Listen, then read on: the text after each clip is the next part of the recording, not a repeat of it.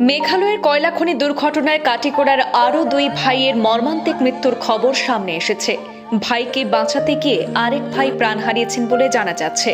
কাটিগড়ার বিহারা সরিষাকুড়ির বাসিন্দা দিলওয়ার এবং আনোয়ার হোসেনের মতো গোমরা রাজপুরের আপন দুই ভাই পুরঞ্জ বৈষ্ণব এবং নিকুঞ্জ বৈষ্ণবেরও একই ধরনের করুণ পরিণতি হয়েছে বলে খবর। জোড়া জোড়া মরদেহ ফেরার অপেক্ষায় প্রহর গুনছেন স্বজনরা, কান্নায় ভাসছেন পরিবারের স্বজনরা। হতভাগ্যদের ময়নাতদন্ত নিয়ে চরম উদাসীনতা দেখাচ্ছে মেঘালয়ের ক্লেরিয়াটের সিভিল হাসপাতাল কর্তৃপক্ষ। এখনো পড়ে রয়েছে 18 জনের দেহ। কখন শেষ হবে ময়নাতদন্ত আর কখন বরাকে পৌঁছাবে দেহ তা নিশ্চিত করে বলা যাচ্ছে না। অথচ বিস্ফোরণের মতো অঘটনের 24 ঘন্টা পূর্ণ হতে চলেছে। তদন্ত কাজ তদারকি করতে আজ সকালে মেঘালয়ে পৌঁছেছেন কাটিগড়ার সার্কেল অফিসার যাত্রা কর্মকার। তিনি হাসপাতাল কর্তৃপক্ষের উদাসীনতার বিষয়টি স্থানীয় বিধায়ককে অবগত করার পরে আজ দুপুরের দিকে বিধায়ক খলিল উদ্দিন মজুমদারও মেঘালয়ের উদ্দেশ্যে রওনা হয়েছেন বলে জানা গেছে। এদিকে মুখ্যমন্ত্রীর নির্দেশে বিশেষ একটি সম্প্রদায়ের হতভাগ্যদের পরিবারে খোঁজ নিলেও বাকিদের ক্ষেত্রে ব্যতিক্রম দেখা যায়। দুঃখজনক ঘটনা নিয়ে বিধায়ক কমলাক্ষের এই দ্বিচারিতায় জনমনে ক্ষোভের সৃষ্টি হয়েছে। পুরঞ্জ বৈষ্ণব আর নিকুঞ্জ বৈষ্ণব তারা দুইজন দুই বাহিনী এক ঘরের আপন ভাই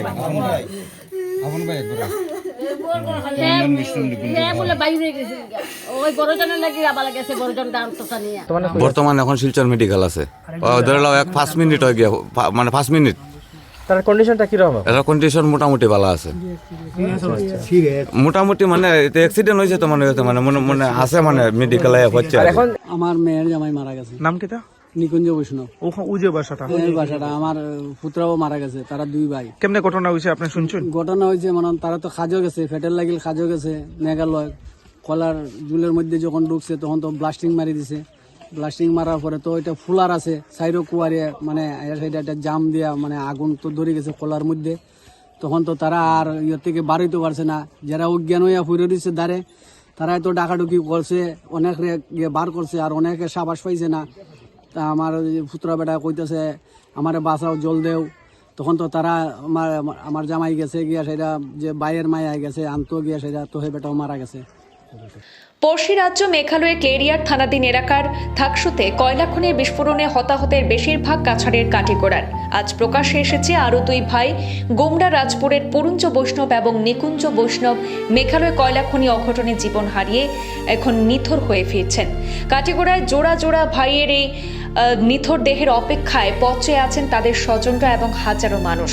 কান্নায় ভেসে গেছে গোটা এলাকা। সেখানে তাদের আহাজারিতে মানুষের চোখে মুখে আতঙ্কের ছোপ। শোকাকুল পরিবেশ কাছাড়ে। মেঘালয়ের কয়লা খনিতে সেই বিস্ফোরণে মৃত্যু হওয়া শ্রমিকের সংখ্যা সঠিকভাবে এখনো জানা যায়নি। অনুমান করা হচ্ছে যে শুধু বরাক উপত্যকারই 20 থেকে 30 জন শ্রমিকের করুণ পরিণতি ঘটেছে। যতদূর জানা গেছে এক ভাইয়ের প্রাণ বাঁচাতে গিয়ে অন্য ভাইয়ের মৃত্যু হয়েছে। একটি সূত্রে জানা গেছে আসামের মুখ্যমন্ত্রী ডক্টর হিমন্ত বিশ্ব শর্মার নির্দেশে গত রাতে পুরঞ্জ বৈষ্ণব এবং নিকুঞ্জ বৈষ্ণবের ভাইদের পরিবারের খোঁজ নিয়েছেন বিধায়ক কমলাক্ষ। কিন্তু দুঃখজনক ঘটনার পরও দেখা গেছে বিশেষ একটি সম্প্রদায়ের হতাহতদের পরিবারের খোঁজ নিলেও বাকিদের খোঁজ না নিয়েই তুমুল বিতর্কে পড়েছেন কাটিগড়ায় বহিরাগত ইস্যুতে ব্যাকফুটে থাকা উত্তর করিমগঞ্জের বিধায়ক কমলাক্ষ দেবপুরকাস্ত। আরো বিশদ জানাচ্ছেন আমাদের কালাইনের প্রতিনিধি জুবাইর আহমেদ। জুবাইরের কাছ থেকে আমরা আরো জানবো বিস্তারিত।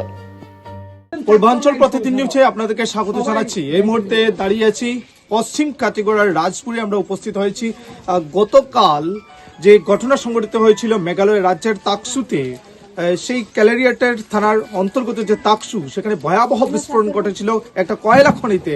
তার পরবর্তী সময়ে শোনা গিয়েছিল কাঠিগড়ার 6 জন অর্থাৎ বরখোলা সমষ্টির সঙ্গে রয়েছে 6 জন লোক বরাক উপত্যকা থেকে আহত হয়েছেন। আহতের পরিবারে আমরা উপস্থিত হয়েছি নিকুঞ্জ বৈষ্ণব এবং পুরঞ্জ বৈষ্ণবের বাসগৃহে আমরা উপস্থিত হয়েছি।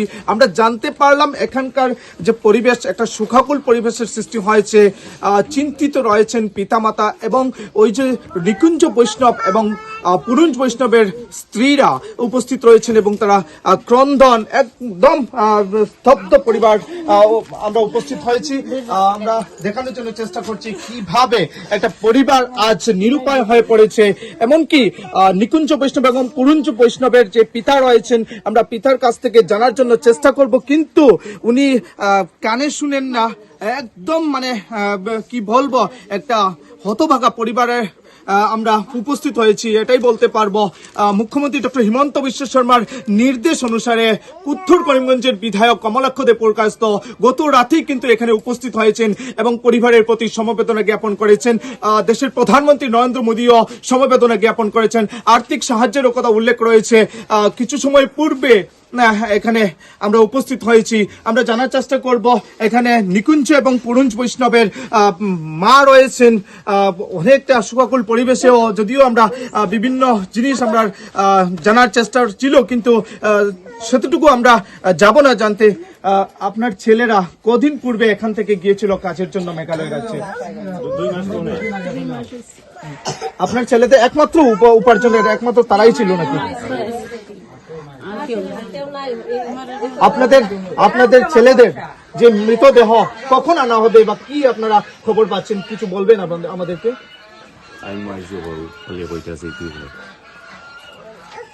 আমরা তো ওরা খবর মানতে দিছে, ফোন আইছে, ফোন আমার ঘরে তো কইছে তোমার ছেলে তো সরকারি নম্বর আছে, আমি নাই কইছে তো এরকম ঘটনা হয়েছে, তখন কিভাবে কিতা করা যায়। তো তো আমরা এই আর তাই হে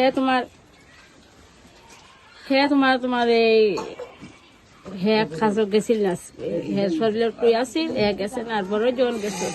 ওখান যখন আগুন লাগি গেছে, খুব হাই শিকার হয়েছে। তা শুনিয়া তো গিয়া ঢুকছে, ঢোকার ঘরে চেষ্টা করছে বাইরে গোয়াল। এখানে স্থানীয় আরো কিছু জনগণ উপস্থিত হয়েছে, আমরা বিশেষ করে কথা বলার জন্য চেষ্টা করব। দাদা, আপনার কাছে কোনো খবর আছে কি, কখন মৃতদেহ এখানে পৌঁছবে? এটা তো কোনো মানে বলা গেছে না, খালি মনে করো কন্টেক্ট হয়েছে বললে যে জানা গেছে যে আইব, কোন সময় যে আইব এটা আমরা এখনো সিউরিটি দিছে না, যে কি সন্ধ্যে হইব নি, রাত 8টা হইব নি, 7টা হইব নি, এটাও আমরা বলা গেছে না। একদম অনিশ্চয়তা, কখন মৃতদেহ নিয়ে আসা হবে রাজপুরের বাড়িতে পুরুঞ্জ বৈষ্ণব এবং নিকুঞ্জ বৈষ্ণবের মৃতদেহ, সেটা কিন্তু এখনো পর্যন্ত নিশ্চিত হয় নাই। তবে এটা নিশ্চিত হয়েছে যে পুরুঞ্জ বৈষ্ণব এবং নিকুঞ্জ বৈষ্ণব মেঘালয়ের যে কয়লা খনিতে ব্লাস্টিং এর বিস্ফোরণের ফলে মৃত্যু হয়েছে, এটা কিন্তু নিশ্চিত হয়েছে। কাছিগড়া এবং বড়খোলা অর্থাৎ বরাক উপত্যকায় 6 জন ইতিমধ্যে নিশ্চিত হয়েছে মৃতদেহ, এবং এদেরকে নিয়ে আসার পরিকল্পনা করা হচ্ছে আসাম সরকারের পক্ষ থেকেও। এমনকি বিধায়ক কমলাক্ষ দে পুরকায়স্থ এখানে উপস্থিত হয়ে গত রাতেই উনি বলেছেন যে ওনারা চেষ্টা করছেন অতি কম সময়ের মধ্যে যাতে মৃতদেহ নিয়ে আসা যায়। এমনকি আসাম সরকারের পক্ষ থেকেও সে বিষয়ে কিন্তু তৎপরতা চলছে।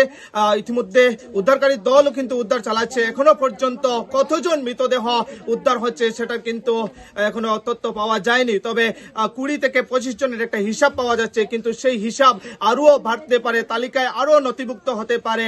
ভয়াবহ বিস্ফোরণের জন্য মেঘালয় সরকার ইতিমধ্যে তদন্ত আরম্ভ করেছে বলে জানা গেছে।